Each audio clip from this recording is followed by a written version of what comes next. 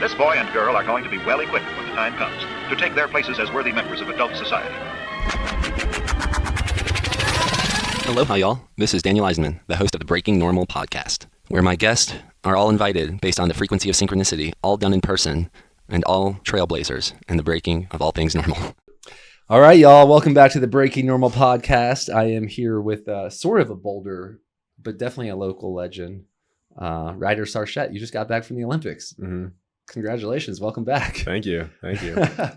All right. So, wow. I know a little bit about the Olympics and barely anything about skiing. Mm-hmm. Can you just tell us the race that you did, how you performed, and how the heck did you end up at the Olympics? I know a lot of people that tried to get there. They didn't make it. How'd you do it? Well, I think first things first, I grew up in a big ski town. You know, skiing is everything in Sun Valley, Idaho. And, you know, just being on skis at such a young age, you kind of develop this natural instinct for skiing. And, you know, from a small town like that, you kind of, even at a young age, you kind of know the best way to make being a best way to be a professional athlete is kind of through skiing. You know, like we're not very competitive in other sports, just by nature of small town, you know, seasons. You can't play year round like you can in like California. So I've actually been to Sun Valley. Yeah. I've been to all 50 states, but Sun Valley was probably the arguably top 5 amazing / wealthy towns I've ever been to. Yeah, no, it's amazing. It seems like Aspen, but better. Yeah, it's actually a lot better, I think. I mean, obviously, I've when I was younger, I'd travel around to all the ski towns, you know, for races, and I still think Sun Valley is top tier. You'll have one of the best Starbucks in the world. With that bank, wasn't it like an old bank vault or something? And now it's like a Starbucks. That's what's cool about Sun Valley too. Is like actually it was a big thing when Starbucks went to Sun Valley because all the locals were like, no, we don't want a chain. Like there's this rule in Sun Valley, no chains. Nice. But they made an exception for Starbucks. It's cool. a super unique one. Were you born in Sun Valley? Yeah. Which is also known as Ketchum. Ketchum is the name of the city. Yeah. And then Sun Valley is the name of this town, the ski resort. There's like a town also named Sun Valley, and then the ski area is named Sun Valley. So it's more, I feel like Sun Valley everyone knows, but not as many people know Ketchum, you know. Well, one thing y'all definitely have that other ski towns, some other ski towns don't, are the hot springs over there. Yeah, exactly.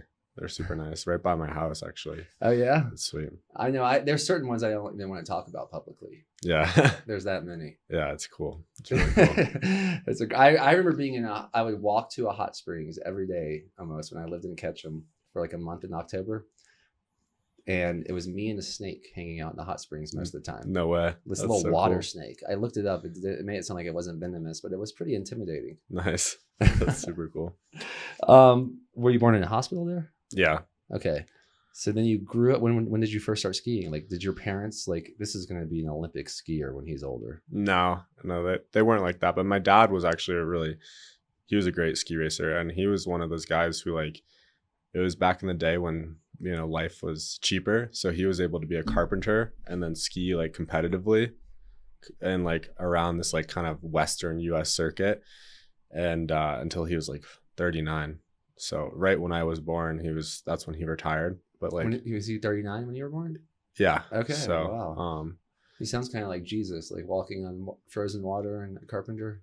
No, I don't know. But yeah, so then he was just a really good skier. And I think just because he ski raced for so long, he like had seen when he was ski racing in his 30s, he's ski racing against like 18 to like 24-year-olds, you know. No one really. And that's your age range. Yeah, right now. No one really does it for as long as he did. And so he was able to see all these parents and everyone, like the way they went about ski racing. And I think he saw like the dangers of, you know, just trying, like forcing your kid to be like a professional athlete. So he kind of like let me, you know, fall in love with it. And, you know, it's like, I kind of think of it like, if I were to give advice for parents, it's like how, if you're trying to get a girl to like you, you don't want to like force it, you know, like you have to make her feel like it's, you know, like they're wanting, you know, not like you're forcing yourself to like, you know, be like, hey, fall in love with me. Yeah. So it's like, I think sports are like that too. Like my dad he like almost felt like he didn't want me to fall in love with skiing. And through that, I became like obsessed with it from like a super young age. So. Wow. Like what age did you first start skiing? Two. But it was probably like I was like 5 or 6 when I started getting I just loved it, because I was super competitive, but skiing is a sport where it wasn't like there was no goal because you're just skiing. And then I was like really competitive in my other sports, but I think I actually joined like the ski racing club like much later than most kids. Like most kids join at like 7 or 8. And in Sun Valley, it's like a great like kind of place to like send your kids kind of as babysitting, and then you can go skiing or whatever. So I think that's probably why a lot of parents do it. And I was, I started out later. I was probably like 11 or 12 when I started the competitive ski racing. Okay. So I think that was good for me. So I like fostered a love for the sport without the competitive nature. And then I'm really competitive. I was really competitive at that age in like other sports. So then I found ski racing. I was like, whoa, it's like this sport I love for no reason. Not like, I'm not trying to win in the sport. And there's like an objective. And I was able to like clash at both my sides of like loving the sport and loving trying to win. So it was instantly like, was just like, this is it. This is the best sport. And when did you get better than your dad? How old were you? I don't know.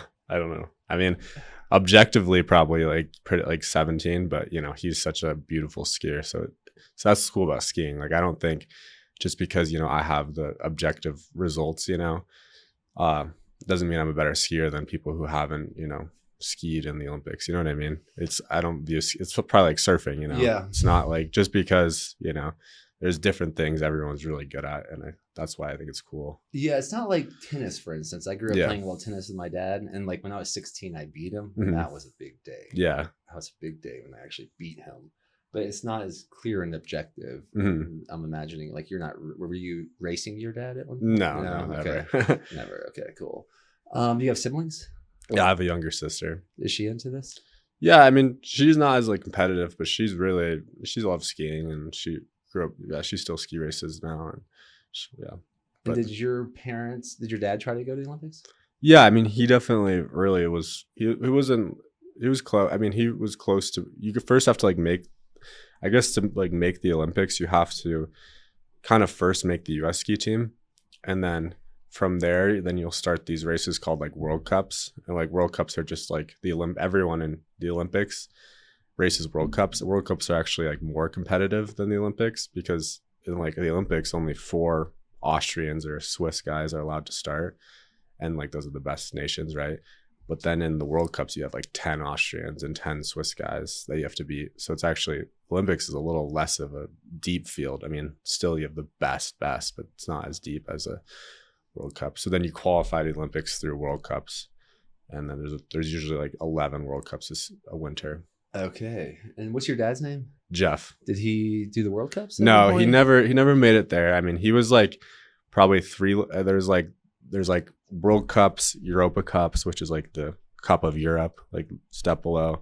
And then there's NORAMs, and that's the Cup of North America. Okay. And he was usually kind of in the North American, like that was the kind of best he made it, which is still super respectable. And, Is there an age that you have to be to enter the World Cups? No, you have to be 16. And have you been in the World Cups before this? Yeah. So my first World Cup was when I was 20.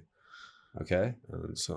And then is it every 2 years, or how does World Cups are just like there's 11 World Cups a year. Oh wow. Okay. Every winter. So it's we're actually lucky in ski racing. We have like a really well-funded league. You know what I mean? Like, I think some of the Olympic sports, it's like the Olympics or it's everything, right? But for us, it's like the World Cup is so in Europe, like such a big deal for them. Like for the people in Switzerland, Austria, like when they host the races in like Switzerland, it's like 50,000 people, Wow. And so it's like, we're lucky that we have like a nice circuit so we don't like have to rely on the Olympics. And the Olympics is the place to probably make your name like globally known for sure for us. But I mean, if you're not really skiing for the fame, then like I'm not really I don't care that much about the fame. And it's like the Olympics was just really cool for me. It wasn't like wow, like now the world knows, But was there an effect like that? Did a lot more people know? Oh, totally. Yeah, like for sure in my hometown, it was like everyone was tuning in, and I was really grateful about that. It was really cool, you know what I mean, to like see all the people supporting. And kind of like just see, like, it's kind of like a celebration of like, wow, like we saw you grow up and like we saw how much you cared about the sport, and like to see you make it the Olympics, that's like a cool celebration. Oh yeah, for sure. I was definitely rooting for you. I mean, I know people were talking about you at the sauna and stuff. So we were all rooting for you. And where the recent World Cups? What was the most recent World Cup that you competed in before? Is that like how you qualified for this Olympics? Yeah. And where was that at? Well, the race I qualified at was in France. I like had a crazy exceptional race. Okay. Like way above what I had done, and I was 10th. Okay. So that's what qualified me for the Olympics. And then I qualified kind of in December, and it wasn't official till January, but I had kind of known that I was, going to make it, which was really kind of a weird feeling, just kind of like waiting.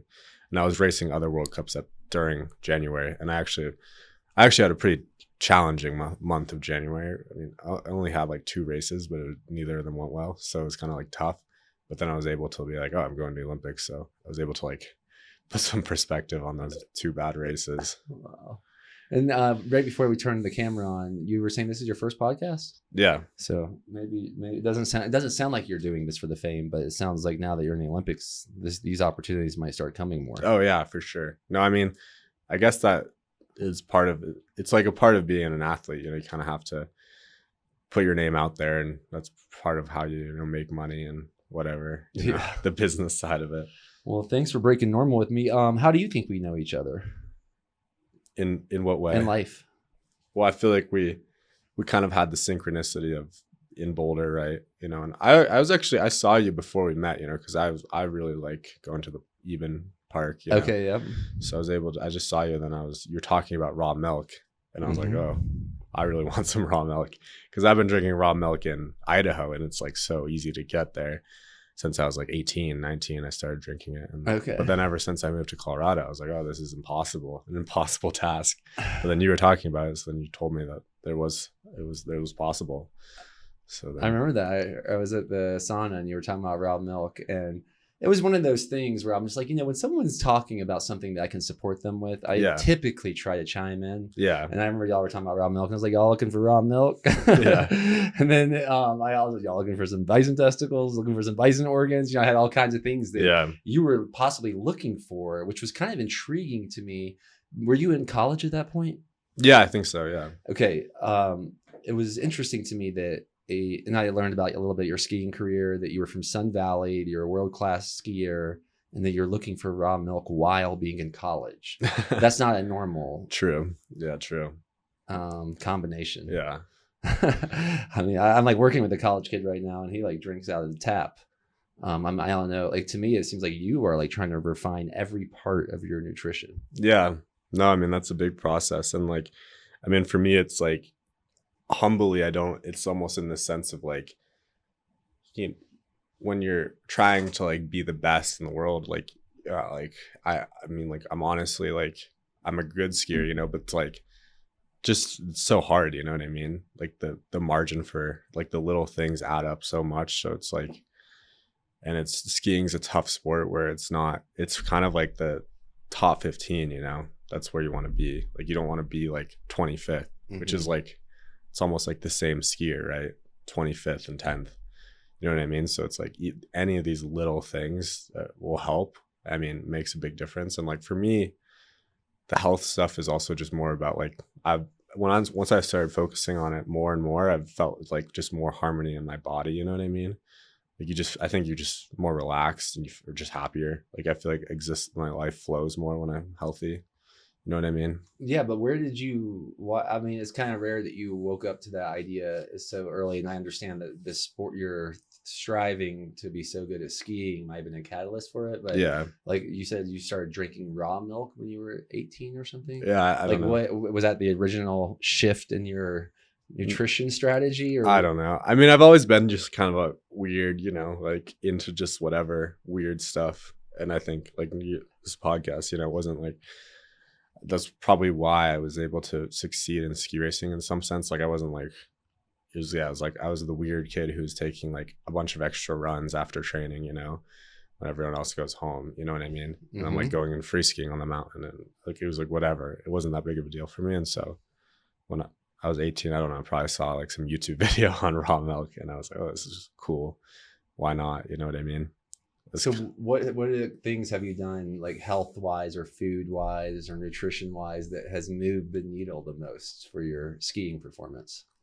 I'd say raw milk. You know, like my best races this year have been when I had raw milk before the race, actually. And actually, what's interesting about raw milk is like alpine skiers, when we're skiing a lot, we develop like, we're in such like a hunched over position, so we get a lot of low back pain. Not a lot, but like it just happens. You know, it's not like bad or anything serious, but it's like tight. And this winter in Europe, I've had periods of time when I haven't been drinking raw milk, like just because I can't find it or whatever. And then my back starts to flare up a little bit. And then I'll get back, we'll go somewhere else, and I'll find like a plug, and instantly it's gone. And it's interesting too, because like in my team, there's like 5 guys and we're all like good athletes, right? We're on the like US ski team, and I'm the only one who hasn't been.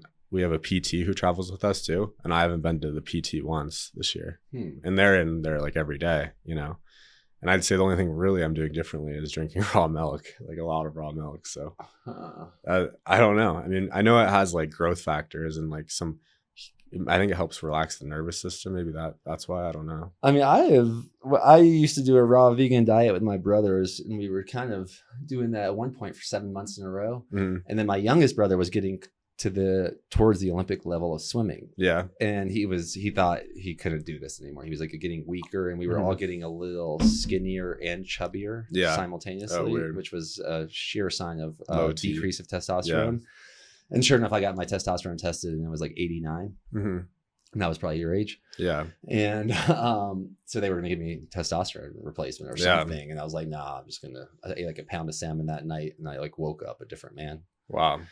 My brother, though, he decided to do, because he was competing and training so hard, he drank 6 gallons of raw milk a week. No way. And I saw this guy like literally become a gladiator in about 60 days. That's sick. The picture almost looks unreal, because we were like as skinny as you can be, and then all of a sudden he was like 205 pounds and like pure muscle. Like he was like a gladiator. And how did it help? Was he faster? Oh yeah, he was the fastest. Yes, yeah. Awesome. I still think he could qualify for the Olympics if he jumped in the pool today. That's so cool. And like trained for like a month. But he had some sort of career-ending questions where he was like, "Why do I want to spend this much time to swim a millisecond faster than the other people that are training all their life? Do I really want to do this?" Yeah. And really, no one had an answer for him. No, I mean that's the interesting thing about sports. You know, like I think athletes are like glorified a lot. You know. But like the way of life isn't really, I don't think it's like, it's actually really challenging to like sustain like a happy mind, you know? Like I think it's really like, it kind of beats you down a lot, I think. And like, I feel like I've gotten some good processes, and like I went towards God more this year, just like helped me a lot. But you know, it's actually tough. You know what I mean? Like you're traveling away from home, you're going after it, and like the people around you are kind of like this is what, you know, something my teammates and I were talking about, like how do we create a better team? But like usually in what I've experienced, like people are interacting with you based on like how you're skiing, like who you are as like a time, like, you know what I mean? And I think when you're just trapped in that like day to day of like this, I am who like my point, because in skiing you get like points for how you do and like all this stuff, like I'm kind of like, you start to identify with that. And I think once you do that, you're kind of, it can go downwards, you know, and then you get good results, and then it's like upwards for a sec, and then the skiing so hard, so you'll get bad results, and then it's all of a sudden, or even you are having good results, but then it's just like you're waiting for the next race to then feel good again, you know what I mean? So it is, I do totally understand what your brother, I mean, it's not like that awesome, you know what I mean? Well, the main difference though between y'all's sports are that he was swimming in chlorinated pools inside at dawn every morning with a bunch of like guys that were drinking all night in college, and he hated the scene. Yeah. So he dropped out after a semester. He had like a 5-year scholarship to swim. Where was he going? UGA. Okay. But he actually thought he was becoming a worse swimmer there because they were beating him down so hard with an endurance training program, and he believed he was a pure sprinter. Yeah. And now since he stopped swimming, actually a lot of colleges have adopted his mentality, like Arizona State, Berkeley, but not UGA. UGA does better with the distance stuff. It's a little convoluted and crazy, but at least skiing you're outside. And Yeah, no, that's my biggest thing. I'm super grateful. I mean, I'm super grateful to be doing it, but I just think like it's, you know, if you would, a lot of people like they just, and the media is so good at like, and that also as athletes you try to like glorify yourself through media, which like I don't think is that cool, but it's like what happens, right? And because it's what sells. And I just feel like it's kind of dangerous too, because people are like looking at just like the highs, right? And it's like there's a lot of tough moments in between, you know, and it's like your career is based on like how your body is doing and all this stuff. And like you know, I just know like a lot of my teammates, you know, and there's a lot of people that are on like the edge of success, right? You know what I mean? Like so good, but not there, like not breaking through. And it's, you know, there's a lot of stuff. It's just like a really hard time. And I feel fortunate, luckily, that I've figured out some processes that make me enjoy it. You know, like just I enjoy like really being outside. Like I just love that. So I'm super grateful to be doing it. But it's like it's hard. And yeah, then you get coaches who, you know, trying so hard to push you in the sport, and like it's like pushing what is the right, no one like the best teams, they know like where the right places to push are. And I think like right now our team, like we're pushing a lot in like 1 + 1 = 2, you know what I mean? Mm-hmm. Like very linear way of thinking, where it's like skiing such a weird sport. It's like surfing. It's like skiing is such a unique sport that it's not a sport that you want to train all the time. Like you train too much in skiing and you're going to get like, you'll lose like your top raw speed, which is really weird. Like it's different than like soccer, right? Like soccer, if you took like 3 months off of soccer, like it would probably be not great, I'd assume. But like skiing, sometimes you can take 3 months off and show up and be faster, which is weird. Yeah, do y'all do that? Was a big part of my brother's training for big races was tapering. Yeah. Do you do tapering for skiing or not? I could see it being a little different. Well, I actually have this really cool like coach who has helped me a lot. He was a track and field coach. And it was just like a synchronicity. We met and he just thought there was something whatever like unique about me. So he just really likes helping me, and he helps me with that. But I think as a team, we're struggling with that, like the tapering part. So yeah, I think I've been doing the tapering though, because you know, it's like when you're racing, it's like you have 2 runs, right? And like you have to everything has to be ready. And so it's like, I think certain guys, and coaches, they want to push their athletes like more, and one more rep, like day before the race. And it's like, that's like ego, you know what I mean? Like versus like heart would probably just be like, you know, I'm ready, you know, I'm good enough for now. Like, and then, so it's interesting. What, growing up skiing when you were competitive, did you have a thing in your mind, or maybe you still do, of like what you're aiming to accomplish? Not necessarily. So you went like think like I'm gonna make it to the Olympics one day. Was that it wasn't like super vision? Yeah, it wasn't super on my head. I mean, I was more just so caught up in like the current race, you know what I mean? So it just kind of like grinding through whatever was in the moment, you know, those races. But yeah, like I eventually always had that, I like kind of like wanting to be a World Cup ski racer. Make the Olympics, like was obviously in my head, but the vision was more just constantly kind of trying to get better, I guess I would say. I don't know. So yeah, I've been asked that question a decent amount. I honestly like don't think it was, maybe I'm unique, weird in that way. Like I don't think I was thinking about it too much. You know what I mean? Mm-hmm. You are not in college. How does this work? How's it college like, and how do you make a career out of this? And are you making a career out of this? Yeah, I mean that's what I'm super grateful this year. I've really like made a great career out of it this season, financially. And like for me, I was in college at CU, and then I was skiing for the college team here, which is like really competitive, right? But the only problem is you kind of are obligated to go to these certain college races around like the West. And so then it's hard to go to Europe, where Europe is where all the races happen, like the World Cup races. So you kind of can't do both is the only problem, even though it's like a really competitive program. So then I was on the US ski team right out of high school, and then I got cut from the US ski team at age 19.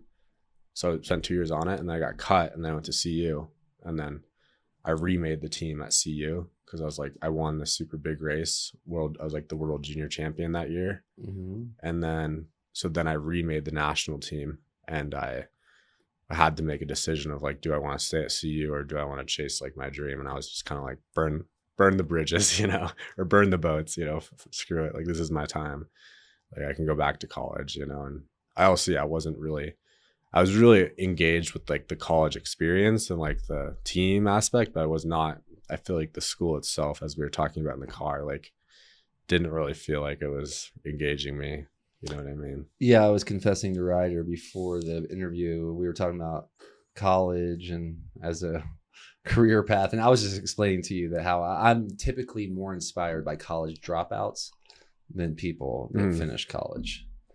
Yeah. And I actually finished college, and my siblings did not. They either did not finish college or they did not go. And we all worked together. Like, a lot of us worked together for a decade. And the main difference was they were just stacking cash and I had $100,000 in debt. Yeah. I also had some really cool friends from college, and they were worth any amount of money. However, I also made many friends outside of college that are worth beyond financial numbers. True. Yeah, I mean, I feel like the experience is really cool, but the experience also, gets old too. You know what I mean? After a couple of years, I don't know if like 4 years of college for me, I would have been like so stoked on the college experience. You know what I mean? Do you think some people might listen to this, like your parents or someone, like, is he trying to tell Ryder to drop out of college? What? Like, would they be offended if I'm like inspiring people to drop out of college rather than finish anyone in your life? They don't really, your parents are not like pressuring you to finish college or anything like that? That's cool. Not at all. It doesn't sound like your parents pressure you much. No, definitely not. Super, grateful of that. But yeah, no, I was, so last year was my first year outside of college, right? And last year was a really tough season for me because just going through a lot of mental stuff, and it was weird, kind of like spiritual battles. I don't know. It was super weird. Plus, I had a really bad knee injury last year. It was like really bad because it was like painful every time I skied, but it wasn't bad enough that it was worth getting surgery for. And obviously, like, as I'm into raw milk, I was like, people were telling me to get surgery, but I'm like kind of anti-surgery. So I was like, no, I'm not going to get the surgery because it was like a 18-month surgery. And like 18 months of recovery. Yeah. And the thing is, like, I was walking fine, like no pain. It was just when I skied or did sports, it was hurt, so it's just like, I was like, I'm just going to keep pushing, And so I kept pushing, and like, the spring, I got some of your product, and then I just kind of locked in a little more with the diet stuff. And I did this thing called Shockwave too. I've heard of that. Yeah, there's a lady in Sun Valley who allowed me to, go for free. And so I don't know. And honestly, then last thing I was like, grace of God, I don't know. Like, it healed. Like, my knee's fine. And it was like level 7 pain every day of skiing last year. So, but last year, I was saying, it was like such a tough season. And I was like not sure, if I was going to even remake the team and blah, blah, blah. It was like, and I was imagining myself, I was like, I could go back to college, or like, I was just like, I'll just work, and then ski in the winter, you know what I mean? Because at least then I'm making money. And then, so it was just based on that conversation, instead of like going back to college. Because the only thing college you get, if you're skiing for a college team, you can get paid for. You can. The skiing's paid for, yeah. Okay. So, but not the college. College would have been like close, good price, but not fully free. Okay, because that was another thing about swimming that was different for my brother. They couldn't. The top seniors were all swimming in the Olympics for a lot of the teams, but they couldn't get paid. So the little scholarship money swimming has, because the football teams have it all, allegedly, in baseball and soccer and basketball and stuff, especially basketball and football. They didn't really have scholarship and they didn't have the NIL thing. Are people getting paid to ski? Like in college? Yeah, like with the NIL thing. Not like really. Football players. I think that just goes to the football. Yeah. I mean, I think some sports they get they get like some money, but not in skiing. Okay. So. Then how were the Olympics? Like, being there? Were you like living there at where the athletes live? Yeah. And stuff? Well, this year was kind of spread out a little bit because it's in Italy, and like they just don't have the facilities to host everything in the same area. Okay. So I was in this place. Like I was kind of in Bormio, and then I went to the opening ceremonies, and it was cool. And I mean, my kind of mentality was more just like trying to focus on the race, you know what I mean? But the biggest thing I was feeling was just like once like I made it, and then there was a big announcement, and everyone in my hometown, like I could just kind of like feel it, you know. It's like this spiritual sort of thing. Like you can tell it was the first time in my life where it's like I felt like all this energy, you know what I mean? Because like World Cup like is cool, but it's really only the hardcore ski racing fans in the US who follow it. Like it's big in Europe, but no one in Europe really knows me, you know what I mean? So it was weird, like it was kind of like a trippy, you know what I mean? Because all these people were like sending me messages, and I just felt it like in my being. I was like, wow, that's kind of weird. Like this is the first time I felt like this much like attention, you know? But if it felt like really positive. It was like really like I felt like how much support I had, you know, from people back home and just everywhere. So that was a weird feeling. And then for the Olympics itself, like there was so much like emotion and just like a lot of energy in my body about it, just because it's like, you know, so many people are watching. And then there's this guy who's kind of like the sensei of my skiing in Sun Valley. The ski ed academy, they raised money for him to like fly out to help me and support me. So, you know, him and I kind of see skiing similarly. Like it's like we're trying to ski because of how much we enjoy it, you know what I mean? And like ski racing is such a weird sport where it's like if you are focusing on the results, it's like it's kind of a net negative sort of process, because it's like you go ski, maybe you win, you know, people celebrate, and then maybe you don't know, everyone's like pushes you away because you don't win. There's someone else celebrating, right? And it's like it just never seems like an energy like gaining thing. But where him and I, like, we relate a lot, and he was an ex-Olympic skier as well, is like we think it's about how much you like love and enjoy skiing, you know? Like that's what you're going out and trying to do. You're not trying to like get this approval or like whatever, even though like that's there, because it's like I'm just human, you know. Like I have an ego, like that's there, but it's like trying to tone that out and like ski and like enjoy the skiing. So he was there, and we were talking a lot about all that stuff, and it was like kind of cool because it helped a little bit in the race, but it's more like it was all kind of downloaded into me after the race, actually, which is, of course, like everyone says, you know, like you learn a lot at the Olympics, you know? So that was what was really cool. Like we had all these conversations about like why I ski, like all these kind of like tying in like the spiritual aspect of skiing and like why like I did it in the first place. And then I had my race, and my race was it was like I had a really tough first run, and then my second run was like had a really good run, and it was all kind of like still like soaking, and then like 5 days later at home I was able to be like, oh, this all kind of makes sense, you know. So do you see another one on your radar then in the future? Yeah, for sure. I would definitely want to go. It's again. Every 4 years, or every 4 years. Do you all know where the next one is by chance? It's in France, I think. So okay, wow. All right, that was over 30 minutes already. Nice. Just asking things away. I got you some products. Oh, so sweet. So should I just take these? Yeah, I'll take some right now with you if you want. We're about to do a kettlebell carry. Yeah. So you love the bison testicles? Yeah. I'll take some too. Yeah. I see you take them like that. I'm like, give me some. Jeez. We're about to go walk a little, like maybe a mile or two with 150 pounds of kettlebells. So yeah, I mean the bison testicles are awesome. I mean, that's something interesting, you know, for athletes, and like for me as a skier, like skiing's like kind of scary, you know. There's some courses, and it's like they also try hard to like they put water in it, so it's pretty much like we're going on an ice rink. Why did they put water? I don't know about this. Just to make it harder. To make it harder, or y'all go faster? We go faster, but it also makes it so like, you know, let's say it snows like a foot, and then we try to have a ski race.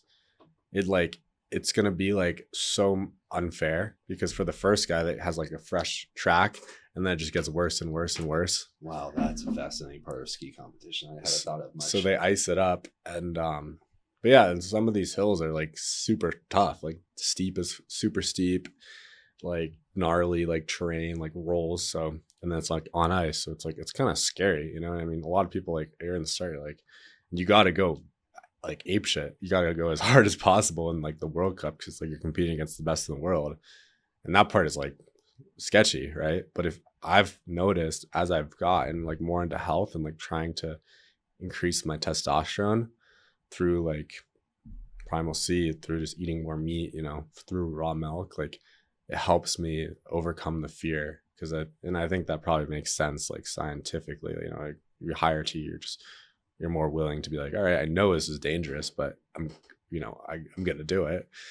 And I felt like maybe when I was not really focused on my diet, it was harder for me to like, you know, overcome the fear and just send it, which is interesting. So, yeah, I mean, I love that. How much you love those. I love them too. Yeah. I mean, this is a relatively new product because we've been selling bison testicles through Tribe Vitamins for a long time, but there we had such a small supply. Mm. There wasn't like potentially many world-class athletes using them. They were mostly like older men. Yeah. I mean, all of a sudden now we have the Primal Seed and we're scaling the testicle project. And here you are, like, you're like one of the athletes. I don't even know if there's other competitive athletes that are using these yet. Yeah. And I was like, he's in the fucking, he's went to the Olympics. Like, I don't know if that helped you at all or. No, it did. I mean, because I started taking them November, and that's when I really had my breakout races. Then I qualified in like December, but I had a really good race in like late November, early December. Right when I started taking them. I think when you first start taking them, you can get a big boost. Yeah, that's what I noticed. Like right when I first started taking them, it was like, whoa, you know, because on my team, like we do a lot of lifting, right? And let's say in August, I was like kind of lifting like a little less than most of the guys. But once I started, like 3 weeks after consistently taking them, I was lifting the most, you know.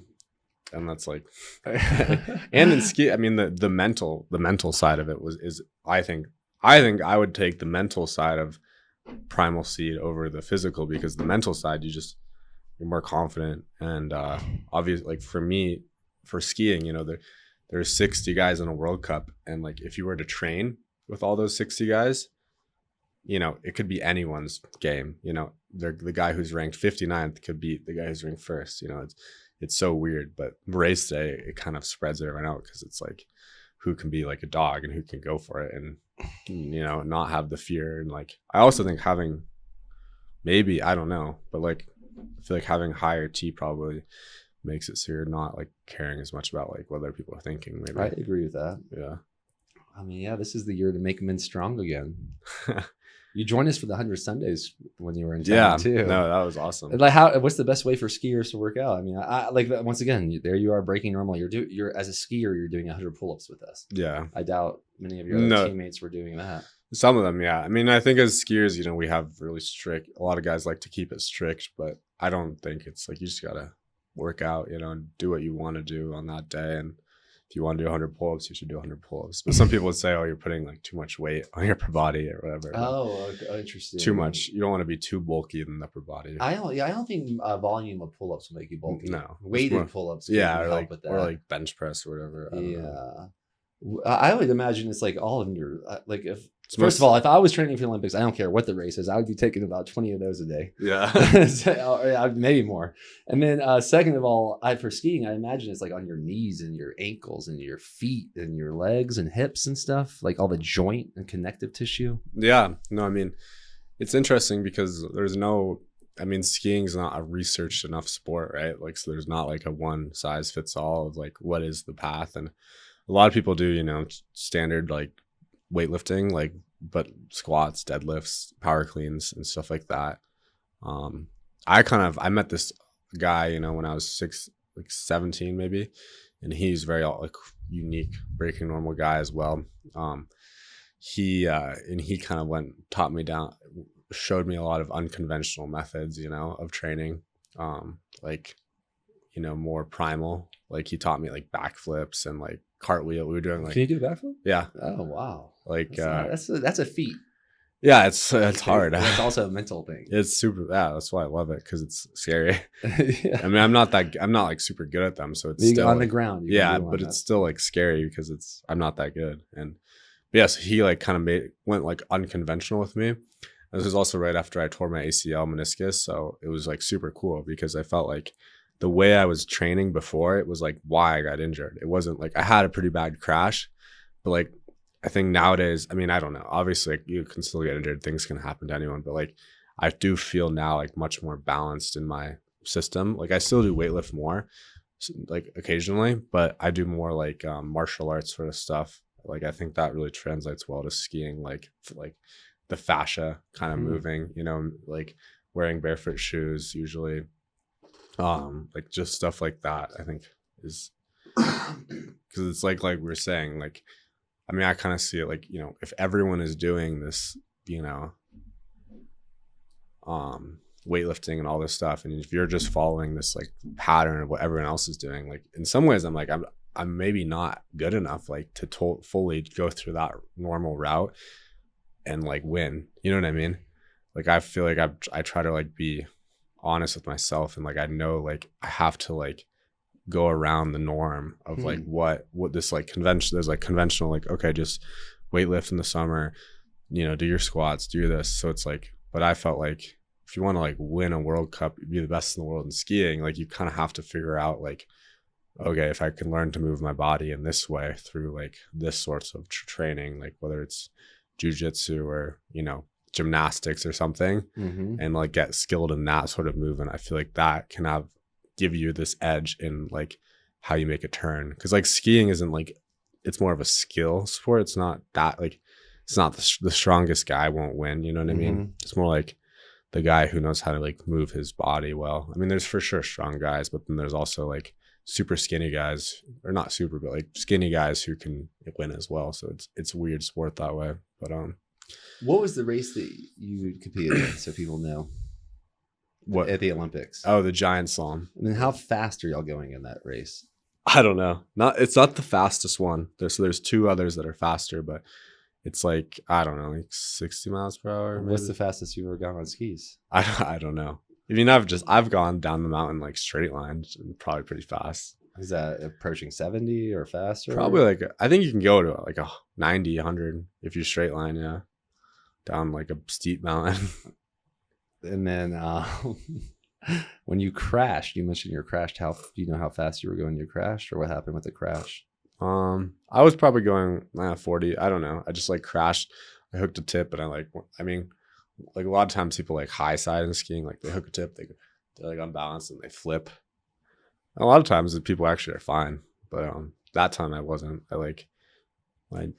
tore my ACL, you know, meniscus, but that could have been also the way. You have to really be careful with checking your bindings, because I think a lot of injuries, even for like no matter what skill level you are in skiing, a lot of people get knee injuries because their bindings are set up wrong. Well, I'll tell you, that's one of the reasons I haven't been too ambitious about learning much, because I've lived in Boulder now since 2019, and every winter I'm just like, what kind of war is going up on these mountains? Like, why are like it's seeming like a large percentage of people end up with knee, ankle, or wrist braces? Totally. And I don't see that in surfing as much. And I'm a little more braver in the water, I think. Yeah. And that's not, I don't know. It hasn't been the most inspiring thing. Fair. I mean, I don't have much to say on that, because I'm not like aware of what's going on with these injuries. But I think if you train, you know, like we were saying, like if you train I think skiing is one of those sports, I think you do kind of need to do some cross training no matter what level, you know what I mean, in some sense. Like, it's like, yeah, it is kind of sketchy on your knees and ankles if you fall wrong. But I think if you're like a trained person, like, you know, especially if you're doing stuff with like barefoot shoes and whatnot, I think you're probably going to be fine. You know, imagine feet health is pretty huge. Yeah. Well, we have that kettlebell carry coming up pretty soon here. I usually come with these. I got some preloaded popcorn questions for you. Okay. And if you're watching the podcast, it's the first time I streamed it live on TikTok. I don't know how that went, but I'm going to turn this off now. If you're watching this and you want to hear the rest, go to the Breaking Normal podcast on Spotify, baby. Give us a rating too. Do you listen to the podcast? Sometimes, yeah. Any favorite ones so far? I listened to a little bit of that one with the lady from Golden Hoof. Alice, yeah. You likes it? Yeah, it was cool. She's really cool. She's real sharp. Yeah. I don't know how long you've been in town for, but just yesterday you drove 3 hours to go get raw milk. Yeah. Not only for yourself, but for me as well. Yeah. Thank you. No problem. Do you have anything to say about that experience? It sounds like you were in a unique, like, are we able to help that farm out by talking about them and all? Yeah, it's like a farm in Cheyenne, and they're under the county is trying to shut them down. So, which is super lame. I mean, why? Do you understand why? Because they have their farm is in town, kind of. It's like really cool actually, but they have a lot of land like kind of in the town, like right in town kind of, and the farm's trying to like annex them. So like I don't know, I have enough information to really talk about it, but essentially like, you know how like you want to like rotate your cows, right? Or like put your chickens here. And so essentially if they wanted to like rotate their cows from like the west side of the property to the east, they'd have to then get another, they'd have to like go through the county and be like, hey, we're moving our cows because they annex the property. And that will like cost them money. And then because they have to like apply for it, then move their cows. And obviously like, I don't know much, but I do know like letting your cows rotate is like super good for something, right? Yeah. I mean, my understanding, that's what I was learning from Alice. It's not like what's more important than a cow being grass fed or not is how many different grasses. Needs. So, and that's really important for the land as well. You want to try these popcorn questions? They're meant to be answered kind of quickly. Yeah, I got it intuitively. Yeah. All right, here we go. Number 1. What's more terrifying, going 80 miles per hour downhill or standing in the Olympic start gate, knowing the whole world is watching? Olympic start gate. Yeah, definitely. I mean, 'cause, yeah, you're just like, oh my God, there's a lot of eyes, and a lot more thoughts of fear of failure than normal. When you're going 80, you're like, no one's watching, So that's a good point. What shocked you most about the Olympic Village that nobody talks about? There's so many volunteers there, which is really awesome. And they're just there to help, which I thought was really cool. I didn't expect that. And did you get like help from a specific volunteer at a moment that was noteworthy? Yeah, they were helping with just anything. I mean, they were so selfless. It was like, I don't know, like they would help with anything you need help with. Were they mostly Italians? No, they were from all over. It was cool. Wow. Are the Olympic condoms actually a myth, or is it really that wild?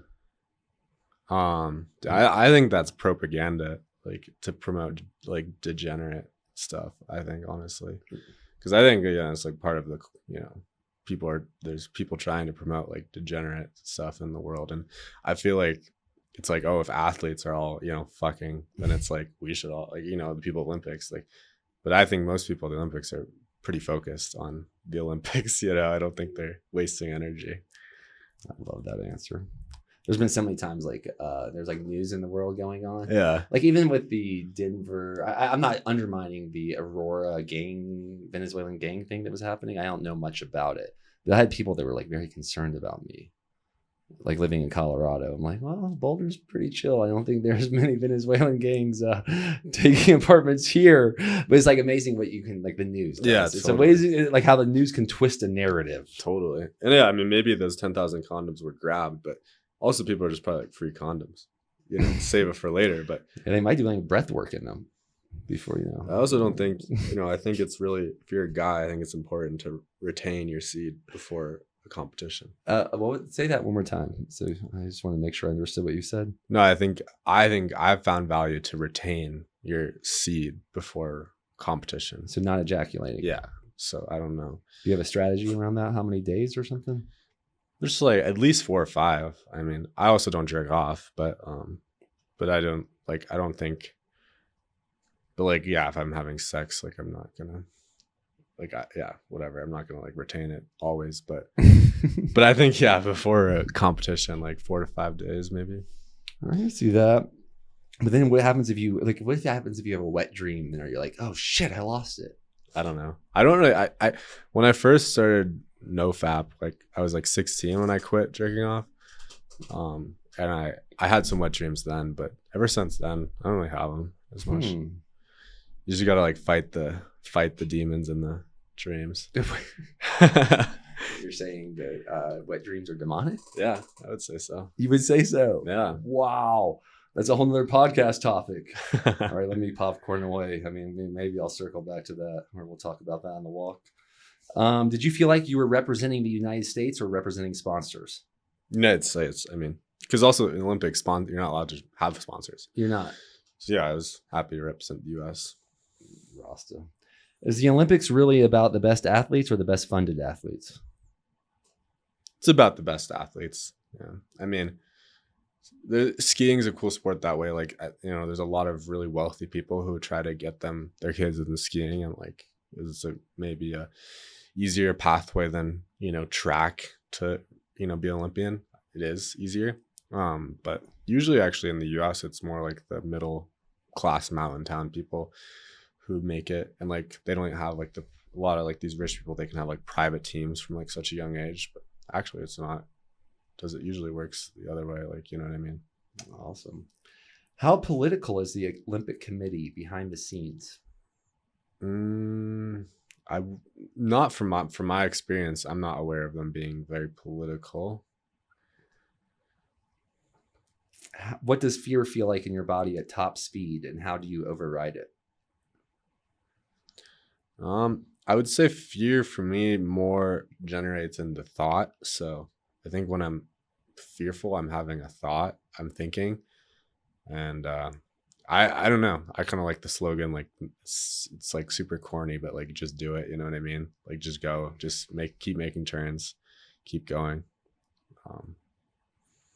What's one thing you eat before a race that most people would think is insane? Raw milk, I guess. Also lots of honey, raw honey. Nice. So I'm going to Sarasota in a week from now, and I basically just bought raw honey from Sarasota.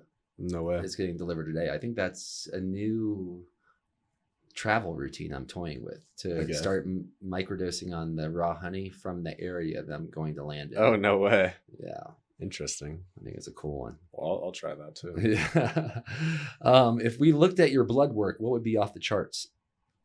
I don't know. I'd expect to be pretty normal. Okay. Yeah, maybe higher testosterone maybe than normal. You're pretty stoic.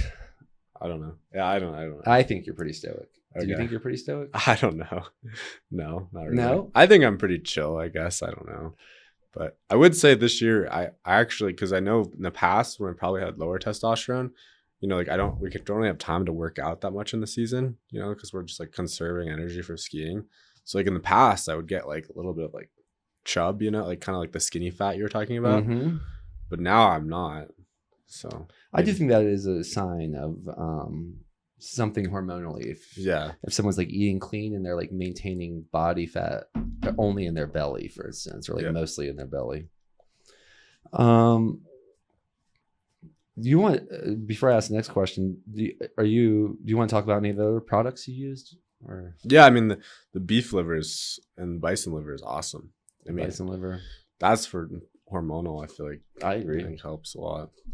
Bison liver is loaded with all kinds of micronutrients. Yeah, that are hard to find and that high of a quantity anywhere else other than made in a lab, which comes with side effects that food does not come with. I'll never forget my dog. Like he's died this summer, but like he was my like dog, I guess, my best friend. And I was, this guy I was telling you about, this primal guy. He's like this crazy guy. He's not Bobby Williams, is he? No. Do you know Bobby Williams? No. He's partners with Marielle Hemingway. Oh, no. In Sun Valley. You should. I check. He's like a superhero. Yeah. So he's worth meeting. But anyways, this guy, there was a roadkill on, someone hit a big elk on the road in Sun Valley, and he was just driving behind it, and he's like a big hunter, so he got it, seared it, and all that. And I was with my dog, and he's like, come just watch me do this because it's good for you to learn. And he gave my dog the liver, and my dog, and this is more when I was more conventional. I was like 16 at the time, so I wasn't like into all this stuff yet, but we gave my dog the fresh elk liver, and because we hadn't been giving my dog liver, you know what I mean? He's been on like kibble diet, which I regret to this day, but I'll never forget he like literally looked like he was in ecstasy after we gave him it. He was just like, life was complete. And I like, that was when I like first was like, oh damn, this is interesting. Like, and that was fresh from the kill, like fresh. Yeah, like, that instant. Liver tastes different fresh from the kill. And yeah, I mean, he was literally went to ecstasy. Like it was the coolest thing. I'll remember it to this day. That's awesome. I've actually fed my dogs some deer livers as well that I got from a processing plant. Yeah. And to watch them enjoy that. It's awesome. Something special. One thing is funny as well about my dogs, because when we process the bison testicles for the primal seed, we shuck them. We take the skin off. I actually don't know if other supplement companies do that, which is kind of weird to me because I don't know many people that eat bison scrotums. Yeah, but plenty of people eat bison testicles, and I'll feed those skins to my dogs, and for like the few days afterwards, the male especially, he'll just start humping the air. He's just like sick. Humping everything. That's so sick. So like that, like that's all I need to know. That's what I'm like. Those bison testicles work for sure. Okay. Oh yeah, that's what I was gonna say. You said that bison testicles and elk stuff helped you. What did you actually notice physically? I mean, with the bison testicles, you notice just like you feel like kind of what your dog was feeling. You just feel like more like. And it's I can honestly totally see why like the our society like wants us lower T, because that's like a bad, I think that makes you more like, you might be like not, I feel like if you raise your T, like more people might like you less, actually, I would say. It's one thing. It's funny, when the very first time I ever used encapsulated bison testicles, my theory that I was like talking to my dad and my family about was like, men are so triggered by me and women are more on me than they've ever been. That's and I didn't know if I was like putting off a pheromone or if it was just my attitude changed. But that was my personal experience. I was like telling my family about. It's not, I don't know if that I think that's what I've learned about like women and stuff is I think they're more like, I think when you're younger, whatever, you think it's about like how you look, like your haircut and stuff. But I think it's mostly pheromones, actually. I've come to learn. I don't know. I just feel like even who was it? Dennis Rodman. He would play. Obviously, he was like a big like ladies man, like hooked up with a million girls or whatever. But he would play for like the game, and he'd keep his jersey on so the women could smell his pheromones. So I do think it has more to do with pheromones than like how pretty your face is. You know what I mean? I'll tell you, I used to have a friend that hopefully he's listening to this. His name is Sal from Turkey. Trust you're doing well, Sal. But he was such a big believer in this. And like every time he would like love hugging people. And every time he hugged me, I was like, oh my God, I smell Sal's like armpit juice on my freaking shoulder. How do I get it off of me? But, and then he would claim, well, yeah, like that's the girls remember that. Like they like he was doing it on purpose. That's funny. And I was like, you are just okay, whatever. Maybe he's onto something. I think if you're eating healthy, like your scent should smell good to I agree. A woman that's attracted to you. You know, if her like immune system is a match to yours, she should probably like that more than like cologne. Well, I mean, the bulls of elk and bison, they roll in their piss quite a bit. Really? They like piss in like dig up a hole. I forget what it's called. There's a word for this, but they piss in a hole and then they roll all in it. Damn. And they get that scent all over themselves. Like, have you ever seen that bull elk like screaming and pissing like with a boner? It's like just piss all over. Like it's just like testosterone everywhere. That's dope. She's just spraying testosterone in the air. Let's see. Here we go. We got a few more. Did competing at the Olympics make you more proud or more disillusioned?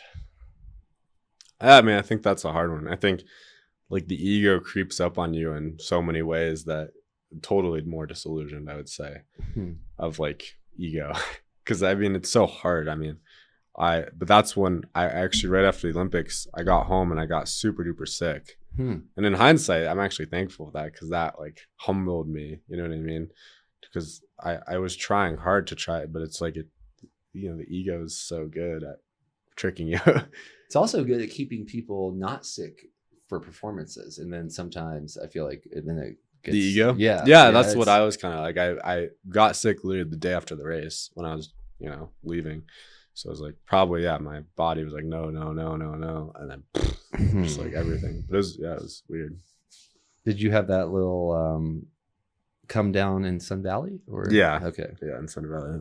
Flew home. Have you ever questioned whether elite skiing is healthy or just addictive?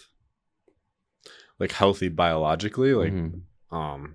I think it's healthy. Yeah, I think it's super healthy. I mean, I think a lot of guys can maybe get unhappy doing it, but I think it's if you're in the right head and you go towards God for some of your problems, like I think it's a really healthy lifestyle. It's like I don't feel ever like you're always going outside, you know, you like also don't want to work too hard because then you're gonna perform bad, you know what I mean? So I think it's pretty healthy. What's more intense, CU ski culture in Boulder or Olympic culture in Italy? Olympic culture, really. So out of all sports, CU skiing, isn't it like the best? They have the most national championships. It's cool. Maybe we can get some more in some other sports one day. And when I say we, I don't know why I say we.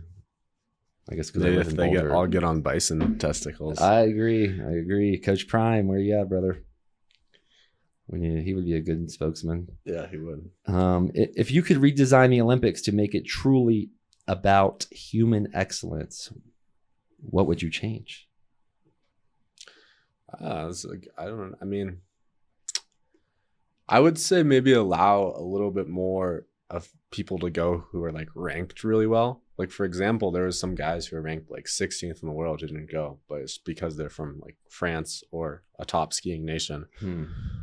So yeah, maybe try to change the rules in that way. But yeah, no, I would, it's pretty cool. I wouldn't change too much. I would say I think it is a cool celebration of excellence.